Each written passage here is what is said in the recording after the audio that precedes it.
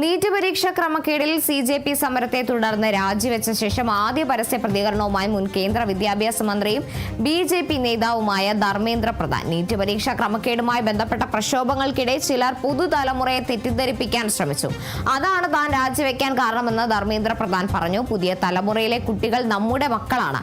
എന്നാൽ ചിലർ അവരെ തെറ്റായ രീതിയിൽ വഴിതിരിച്ചുവിടാൻ ശ്രമിച്ചു. എനിക്ക് വ്യക്തിപരമായ മറ്റു പ്രശ്നങ്ങളൊന്നും തന്നെ ഉണ്ടായിരുന്നില്ല. ഇന്ത്യയിൽ ഓരോ വർഷവും 2 കോടിയോളം കുട്ടികളാണ് ജനിക്കുന്നത്. അവരാണ് ഇന്ത്യയെ വിശ്വഗുരുവാക്കി മാറ്റാൻ പോകുന്നത്. അതുകൊണ്ട് തന്നെ എനിക്ക് കേന്ദ്രമന്ത്രിസ്ഥാനം ഒട്ടും പ്രധാനമായിരുന്നില്ല. ഈ വിഷയം ചൂണ്ടിക്കാട്ടി ഞാൻ സ്വയം പ്രധാനമന്ത്രി നരേന്ദ്രമോദിയെ സമീപിക്കുകയും കേന്ദ്ര മന്ത്രിസഭയിൽ നിന്ന് രാജ്യസന്നദ്ധ അറിയിക്കുകയുമായിരുന്നുവെന്നും ധർമ്മേന്ദ്ര പ്രധാൻ പറഞ്ഞു. ഭുവനേശ്വറിലെ GM സർവകലാശാലയിൽ സംസാരിക്കുകയായിരുന്നു പ്രധാൻ.